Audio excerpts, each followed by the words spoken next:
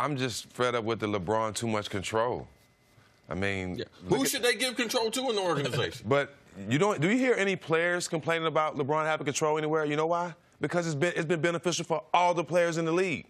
He's done it it just hasn't been beneficial for him. The moves he's been making since he's been in the league has been beneficial for every player in the league. So if, like CC said, if I had a conversation with anybody on the Lakers and Kobe's not there, it has to be LeBron. Nobody else is smarter in the organization about basketball. I'm going to go back to it because, you know, I'm always the real one.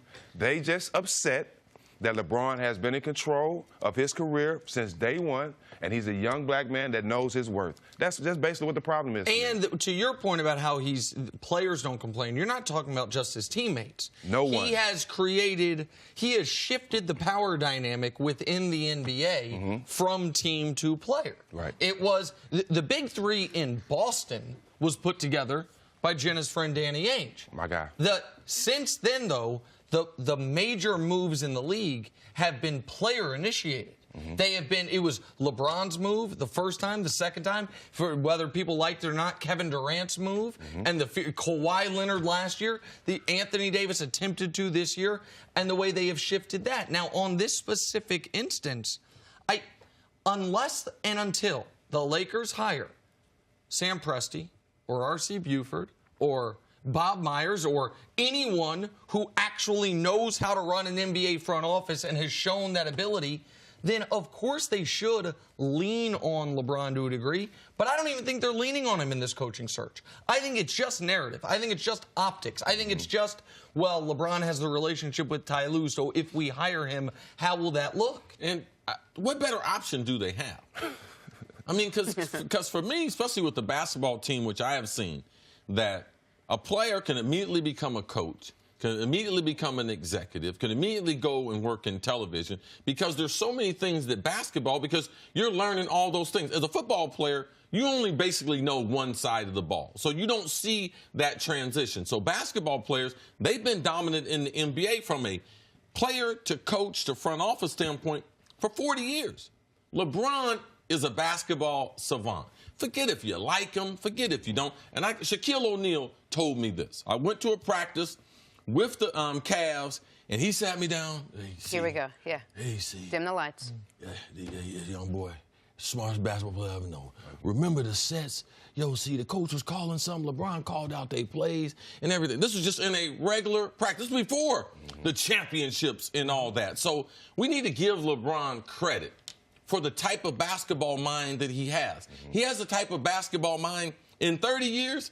If he's not Jerry West, I'll be shocked. So what does that mean? Does that mean that the Lakers should just go out and hire Ty Lue, bring him in, they won a title with him, he gets LeBron, LeBron respects him? Is that what we're all sort of gearing towards? And for some reason, Jeannie Buss doesn't want to do that? Well, I mean, if she wants to win, she has to cater to LeBron, because at the end of the day, he's going to get this ship going. The guys that's going to come play, they're going to come play because of LeBron. The guys that are going to buy into Ty Lue, they're going to buy in because LeBron buy in. Everything goes through LeBron, so you have to bring in the coach, you have to bring in the players, you have to go through him if you're not using Kobe. The reason why they have to give LeBron more power is because on the initial engagement, LeBron gave them all the power. LeBron came to Los Angeles without the recruitment. Man, he could have went on a world tour. I'm going here. I'm going here. I'm going to Philadelphia, man. I need to talk to Joel Embiid. San Antonio. He could. San Antonio, for me, I was like, man, let's go. Let's talk to Pop at least. Indeed. No, he didn't.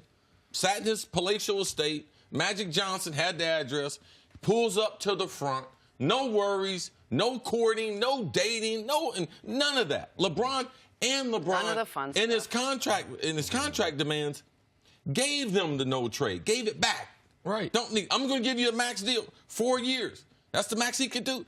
Gave them those things. So LeBron gave them control. Now, in trying to get this organization back on the right track, they need to be able to give some of that control back to LeBron, and that's the normal way of doing business in the NBA. Short-sighted people and businesses are concerned about optics. Smart businesses are concerned about results. I'm going to use you as an example for a moment. When you were, I don't know this for a fact, but I got a real good feeling. When you were first trying to get into broadcasting, get into TV, I guarantee there was an executive in a room somewhere that hadn't seen you on TV, didn't know you. They're like, what are people going to say if we hire the? Wasn't he involved? Didn't he punch a fan? And like, wasn't there an incident outside a strip club with a gun? Like, right.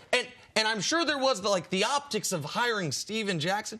And somebody smart in that room said, man, that's a 2-day headline on a stupid blog. What we are going to get is good results on television for 2 years. And so they, I don't know, took a chance, the right word, but they went with it, and it paid off. The optics on hiring Ty Lue is a Bill Plaschke column in the Los Angeles Times. For 5 minutes in the grand scheme of I can read you the headline right now.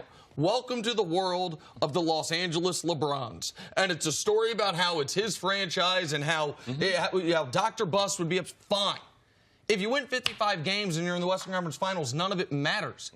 And if you hire Bill Walton to replace Luke Walton and you win 35 games, none of it matters. Like, it is what is the best move. And if people give me a hard time, they think I have an ulterior motive with Ty Lue. I know Ty a little bit, but I'm not friends with Ty. I have no real deep relationship with Ty Lue. Present me a better option. But yeah, you're also not saying this is the best option. But if it is, you should be able to go for it. If there is, if Terry Stotts gets fired, if the Blazers go from 2-0 to 4-2 and he gets fired in Portland, and someone says, hey, I think Terry, I'll listen to that. You bring me an established coach with Stotts doesn't even have it with a championship pedigree or a deep playoff pedigree. I'll listen to it. But if it's Juwan Howard, who I don't know, Monty Williams, who or the other options that we've heard, Jason Kidd, Ty Lue's the best option. It's an added bonus. He won a championship. Oh yeah, with LeBron. Thanks for watching. Subscribe here to get the latest from the show. Also, be sure to check out more of the best clips from First Things First, or go watch a few segments from our other shows on FS1.